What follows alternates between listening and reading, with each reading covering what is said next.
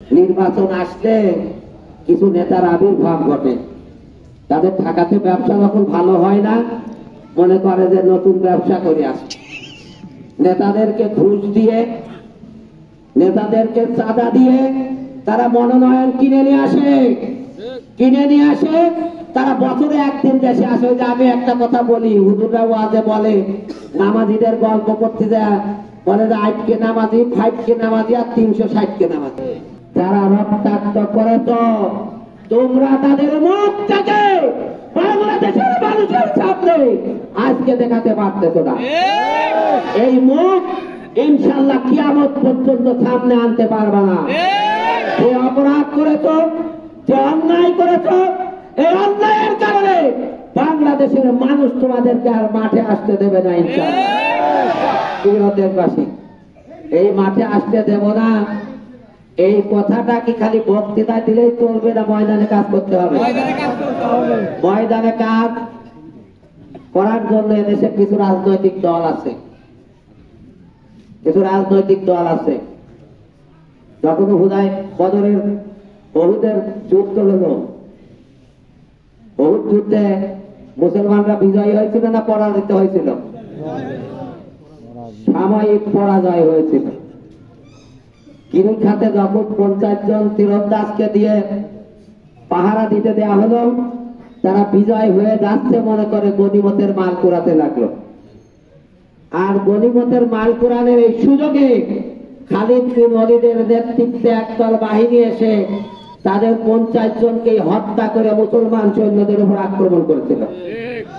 কেন আক্রমণ করেছিল?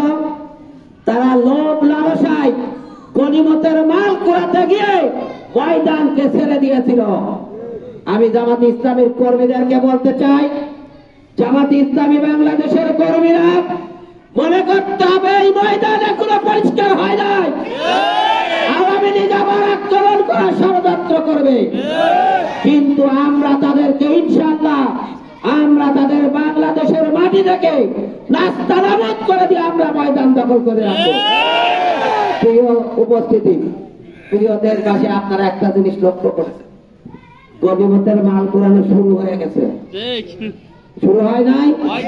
বিভিন্ন জায়গায় বালুর ঘাট দখল করা হচ্ছে, চাঁদাবাজি করা হচ্ছে, বিভিন্ন জায়গায় আওয়ামী লীগের নেতাদের কাছে চাঁদা নিয়ে তাদের ব্যবসা প্রতিষ্ঠানে বসতে দেওয়া হচ্ছে, ব্যবসা প্রতিষ্ঠানে বসায় দেওয়া হচ্ছে। আমাদের একজন ছেলে সে আসে দোকানে বলা থাকে, কয়েকদিন পরে এসে দোকানে বসতে বলো, কিরে তুই দোকানে আসলি কেন? এ সাহস পালি কোথায়? বলতে ভাই আমি জানি তা আপনি কিছু করবেন না, ওই যে কিছু দিচ্ছি হয়েছে। এই কিছু যারা নিচ্ছেন তারা গনিমতের মাল কুড়াতে গেছে। আগামী দিনে আক্রমণের অবস্থা চিন্তা করবেন। বাংলাদেশ জামাত ইসলামী আপনাদের সাথে নাই। যারা তারাবাদ, যারা দুর্নীতিবাদ, যারা দেশের সম্পদ লুণ্ঠন করে জামাত ইসলামী রাজ্যরা তাদের বিপক্ষে। জামাত ইসলামী তাদেরকে প্রতিরোধ করবে ইনশাআল্লাহ। আপনারা রাজি আছেন তো? প্রিয় দেশবাসী, প্রিয় কর্মী ভাইরা, এই কাজটি করতে হলে আমাদেরকে নিজেদেরকে করতে হবে। পারবেন তো? বাংলাদেশ জামাত ইসলামী এই দেশকে বদলাতে চায়, এই দেশকে বদলাতে চাই। আমি একটা কথা বিভিন্ন জায়গায় বলি, আপনাদের এখানে সেই কথাটা বলতে চাই। এক সময় টিভিতে একটা অ্যাড দিত যে বদলে ফেলো, বদলে দাও। বাংলাদেশ জামাত ইসলামী এই দেশটাকে বদলে দিতে চায়, কিন্তু বদলে দিতে হলে আগে নিজেকে বদলে ফেলো। জামাত ইসলামের প্রত্যেকটা কর্মীকে আগে বদলাতে হবে। জামাত ইসলামের প্রত্যেকটা কর্মীকে কোরআনের কাছে আসতে হবে। জামাত ইসলামের প্রত্যেকটা কর্মীকে ইমানদার কর্মী হতে হবে। যখন আমরা সকল কিছু ত্যাগ করে একমাত্র আল্লাহকে হাজির নাজির করে এই ময়দানে আল্লাহর তীর বিজয় করার সৈনিক হব, তখন আমাদের এই ইমানের তরে সকল অন্যায় জুলুমকে ভাসাইয়ে দিতে পারবো ইনশাআল্লাহ। আমরা যখন নিজেদেরকে বদলাতে পারবো, তখন আমাদের ইমানের তরে এই দেশকে বদলে দিতে পারবো। পারবো কিনা? প্রিয় দেশবাসী, যদি আমরা সেটা পারি তাহলে ইনশাআল্লাহ আগামীর বাংলাদেশ হবে আল কোরআনের বাংলাদেশ। আগামীর পার্লামেন্ট হবে আল কোরআনের পার্লামেন্ট। প্রিয় উপস্থিতি, আমি প্রথমে একটা আয়াত পড়েছি সূরা আল হজ্জের 41 নম্বর আয়াত। আল্লাহ পাক বলছেন যে আমি যাদের হাতে ক্ষমতা দেই বা দেব, সেই নেতারা হবে, সেই নেতাদের কাজ হবে সমাজে নামাজ কায়েম করা, যাকাতের ব্যবস্থা চালু করা, ভালো কাজ করা, ভালো কাজের আদেশ দেয়া, খারাপ কাজ থেকে নিষেধ করা। বাংলাদেশ জামাত ইসলামী এরকমই একটি সমাজ চায়। বাংলাদেশ জামাত ইসলামী যে নেতারা দেশ পরিচালনা করতে এসে তারা নিজেই নামাজ পড়ে না, নিজেই গাঁজা খায়, মদ খায়, অঠে ঝোল হয়ে থাকে, তাদের কর্মীরা কি নামাজ পড়বে? তাদের সকল নেতারাও জাহান্নামী, তার কর্মীরাও জাহান্নামী। জামাত ইসলামী বাংলাদেশের আমিরকে আপনারা লক্ষ্য করেছেন, সে যত কষ্টই করুক, যত দেশ বিদেশ সফর করুক, রাত 2টার পরে সার আর ঘুম হয়। আল্লাহর কাছে সিজদা দেয়, এক একটা সিজদা তার এক এক রকম, এক একটা সিজদায় আল্লাহর কাছে লুটায় পড়ে এই দেশের মানুষের জন্য, এই দেশের কল্যাণের জন্য, এই দেশের দিন প্রতিষ্ঠার জন্য আল্লাহর কাছে দোয়া করে। এইরকম নেতার পিছনে নেতৃত্ব গ্রহণ করা দরকার আছে কিনা?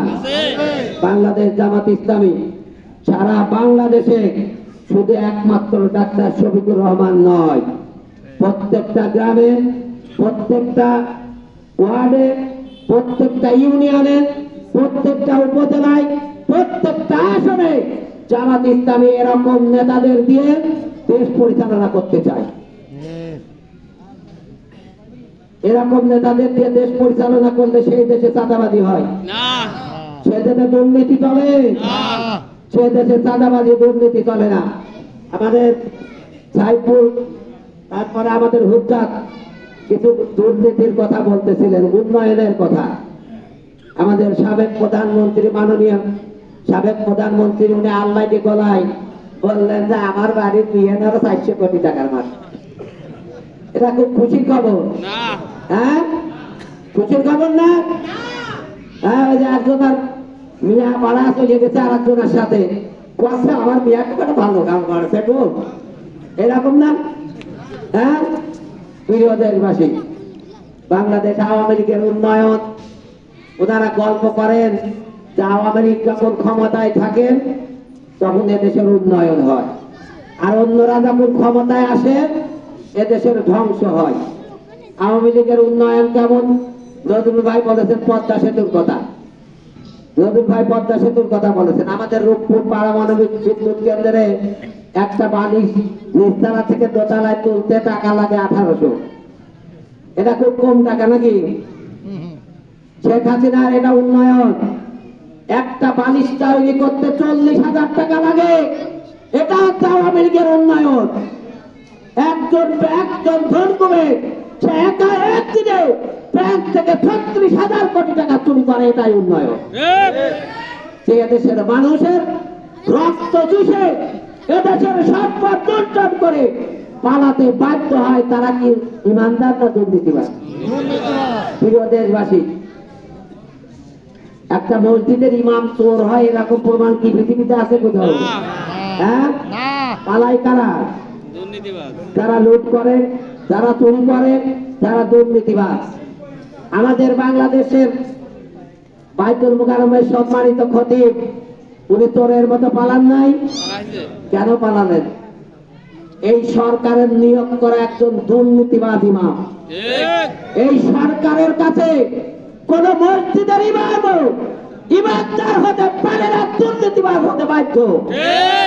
বাংলাদেশ জামাত ইসলামী এইরকম সকল কিছুকে উৎখাত করে এদেশে যে নেতা নামাজ কায়েম করবে এরকম নেতার নেতৃত্বে দেশ করতে চায়।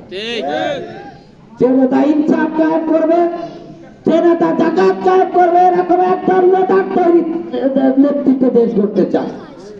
এরকম দেশ দরকার। না 40,000 টাকায় একটা বালিশের দেশ দরকার বলেন তো? হ্যাঁ, আমাদের কুমারখালীতে আমরা যখন উপজেলা ভাইস চেয়ারম্যান একটা বিল আসবে ইউনো সাহেবের কাছে, আমরাও জানতাম না, একজন জাসদের নেতা কথাটা উঠালেন যে 38 লক্ষ টাকা একটা পুকুর ভরাটের টাকা উঠানো হয়েছে। আমি ইউনো সাহেবকে বললাম যে আমি আজকে সকালে ওই রাস্তায় হেঁটে আসলাম, কুমারখালী কলেজের একটা পুকুর, সেই পুকুর ভরতে খুব বেশি হলে 5 লক্ষ টাকা লাগে। আমি বললাম যে ওই জায়গায় খুব বেশি হলে 2 ট্রাক বালু পড়েছে, 2 ট্রাক বালুর দাম যদি 38 লক্ষ টাকা হয় তাহলে এটাই পুকুর চুরি। আর আওয়ামী লীগের নেতারা দেশের উন্নয়নের নামে পুকুর চুরি করে, আর ওনারা বলেন দেশে আওয়ামী লীগ ক্ষমতায় আসতে উন্নয়ন হয়। প্রিয় দেশবাসী, যারা উন্নয়ন করে তাদেরকে জনগণ তারাই দেয় না, দেয় নাকি? আমরা বলতে চাই, আমরা তাদের এই অন্যায় নির্যাতনের বিপক্ষে আমরা যদি মনে করতাম তাদের 2-4টে বাড়ি ঘর জ্বালায় পুড়াই দিতে পারতাম, আমরা 2-4টের মেরে হাত পাও ভেঙে রাস্তায় টাঙায় রাখতে পারতাম, কিন্তু তার পরিবর্তে ভাই ভাইকে নিয়ে লাঠি ছুটা নিয়ে ওই পণ্ডিতদের বাড়ি ঠেকাইছি, সারা রাত ধরে বাড়ি পাহারা দিয়েছি, আওয়ামী লীগের নেতাদের হিন্দুদের বাড়ি ঘরগুলো ভাঙতে দেয়নি, তাদের ব্যবসা প্রতিষ্ঠান ধ্বংস হতে দেয়। কারণ জামাত ইসলামী বাংলাদেশ, যারা জামাত ইসলামী করে, জামাত ইসলামের কাজ হচ্ছে দেশটাকে গড়া, দেশটা ধ্বংস করা না। আওয়ামী লীগের নেতার একটা বাড়ি যদি সম্পূর্ণ ভেঙে দেওয়া হয়, খালি কি আওয়ামী লীগের নেতার হবে ক্ষতি হবে না দেশের অর্থনীতিতে ক্ষতি হবে? বাংলাদেশ জামাত ইসলামী দেশের অর্থনীতিকে সমৃদ্ধশালী অর্থনীতি বানাতে চায়। বাংলাদেশ জামাত ইসলামী দেশকে অর্থনৈতিক উন্নতির শিখরে নিতে চায়, একটা অর্থনৈতিক উন্নয়নশীল দেশ গড়তে চায়। আর এই দেশ গড়তে গেলে ধ্বংস দ্বারা করে তারা দেশ গড়তে পারবে না। এজন্য জামাতের আমিরের ঘোষণা ছিল সবার প্রতি সাধারণ ক্ষমা ঘোষণা এবং হত্যা সন্ত্রাসটা করে দেশের সকল মানুষকে সাথে নিয়ে বাংলাদেশটা একটা উন্নয়নের মডেল রেস হিসাবে করতে চায়। প্রিয় দেশবাসী, এজন্য আমরা কারুর বাড়ি ভাঙচুর করে নাই, আমরা কাউকে মারধর করে নাই, আমরাই নির্যাতিত হয়েছি। 16টা বছরে জামাত ইসলামীর চাইতে বেশি নির্যাতিত দেশবাসীতে আর কোনো দল নাই বাংলাদেশে। জামাতের কর্মীরা সব চাইতে নির্যাতিত নিগৃহীত কর্মী জামাতের কর্মীরা, তারা কোন অন্যায় করে কারোর গায়ে হাত দেয় নাই। প্রিয় দেশবাসী, তারা হাত দেয় নাই। জামাত ইসলামী এই কাজটা করে নাই এই জন্য যে প্রতিশোধের রাজনীতিতে জামাত ইসলামী বিশ্বাস করে না। জামাত ইসলামী দেশ গড়তে চায়। এই দেশ গড়তে হলে কিছু চোর বদমাইশ বাটপাতে দিয়ে দেশ গড়া যাবে না। জামাত ইসলামী আগেই আপনাদের কাছে এসে বলে নাই আমাদের ভোট দেন। জামাত ইসলামী বাংলাদেশ এদেশের প্রত্যেকটা সেক্টরে, প্রত্যেকটা অঞ্চলে, প্রত্যেকটা আসনে তাদের নেতাদেরকে আগে তৈরি করেছে, কোরআন দিয়ে, হাদিস দিয়ে, বৈঠক দিয়ে, তারবিয়াত দিয়ে, বিভিন্ন ভাবে তাদের নেতাদেরকে কোষ্ঠী পাথরে যাচাই করে একটা আসনে নির্বাচন দেওয়া হয়েছে এবং তাদের নির্বাচনের খরচ কোন প্রার্থী ব্যয় করে না। জানেন তো, জামাত ইসলামীর নির্বাচনের খরচ আজকে প্রায় 50টি গাড়ি নিয়ে আসি, আমার 1 টাকাও খরচ না। আমার মধ্যে যে পার্টি নেতারা নির্বাচন করতেছে 50টি গাড়ি নিয়ে আসতে, প্রত্যেকটা গাড়ির পিছনে পক্ষে 500 টাকা করে খরচ করা হয়। এখানে 40,000 টাকা খরচ, এটা জন্য বলতেছে, এরা করে নাই। প্রিয় উপস্থিতি, এরকম একটা প্রোগ্রাম যদি তাদের করতে হতো বহু টাকা খরচ করতে হতো। আবার আর একটা জিনিস আপনারা দেখবেন, নির্বাচন আসলে কিছু নেতার আবির্ভাব ঘটে, তাদের ঢাকাতে ব্যবসা যখন ভালো হয় না মনে করে যে নতুন ব্যবসা করে আসে, নেতাদেরকে ঘুষ দিয়ে, নেতাদেরকে চাঁদা দিয়ে তারা মনোনয়ন কিনে নিয়ে আসে। তারা বছরে একদিন দেশে আসে। যে আমি একটা কথা বলি, হুজুররা ওয়াজে বলে নামাজিদের গল্প করতে যায়, বলে যে 8কে নামাজি, 5কে নামাজি আর 360কে নামাজি। বলে 8কে নামাজি কেমন? কোনদিন নামাজ না বলে শুক্রবারে মসজিদে নামাজ হয়। আর ফাইটকে নামাজি কোনো অপশনে লোকজনের সাথে থাকলে সেক্ষেত্রে নামাজ পড়তে আসতে না গেলে হয় না, ওদের থাক আর না থাক নামাজে থাকে। আর আর এক নামাজি আছে 360 নামাজি, 360 দিন পরে একদিন ঈদের নামাজ পড়ে, সারা বছর পড়ুক আল্লাহ। ভাই নামাজ সারা বছর না পড়লে আমি ঈদের নামাজ কোনোবারও কাজা দিন, আমার কিন্তু ইমান একেবারে কম নাই। এরকম ঢাকায় থাকে 360 দিন পরে গ্রামে আসেন ঈদের নামাজ পড়তে, তারা ঘুষ দিয়ে, নেতাদের ঘুষ দিয়ে মনোনয়ন কিনে নিয়ে তারা এমপি হওয়ার স্বাদ যাবে। এরকম নেতাদের এমপি বানানোর দরকার নাকি? এরকম নেতারা আসে জনগণের সম্পদ চুষে আরো বড় লোকতে, জনগণের সম্পদ লুণ্ঠন করার জন্য। যে লোক বছরে একদিন বাড়ি আসে তার সাথে জনগণের কিসের সম্পর্ক বলেন? আপনারা দেখবেন আপনাদের ময়দানে এরকম নেতার অনেক আবির্ভাব হবে, তাদেরকে বেছে নিয়ে আপনারা ভোট দেবেন। জামাত ইসলামী কোন বাইরের নেতাদের নিয়ে এসে নির্বাচন করে না। আমরা এই মাটিতেই বাস, এই মাটিতেই আমাদের ঢাকাতে ফ্ল্যাট নাই, ঢাকাতে প্লট নাই, বাড়ি নাই 10 তলা। আমাদের বাসি মরি আমাদের এই এলাকাতেই থাকতে হবে। জামাত ইসলামীর নেতারা জনগণের সাথে থাকে, জনগণের পাশে থাকে, জনগণকে নিয়েই বেঁচে থাকতে চায়। আমরা জনগণকে সাথে নিয়ে বাঁচতে চাই প্রিয় দেশবাসী। এজন্য জামাত ইসলামী বাংলাদেশ আগামী দিনে এই দেশকে একটা সমৃদ্ধশালী, একটা উন্নয়নশীল, একটা সোনার বাংলা উপহার দিতে চায়। এই উপহার দিতে হলে খালি গল্প করলে হবে না, ভোট দিতে হবে? ভোট দেবেন কার? আওয়ামী লীগের না বিএনপি? যারা এই দেশ গড়ার জন্য সততার সাথে, নিষ্ঠার সাথে জনগণের সম্পদ জনগণের কাছে পৌঁছাইয়ে দিতে পারে, এরকম একদল নেতাকে ভোট দেওয়ার দরকার। আপনারা বিএনপি কে দেখেছেন, জাতীয় পার্টিকে দেখেছেন, আওয়ামী লীগকে দেখেছেন, তারা ক্ষমতায় আসার আগে জনগণকে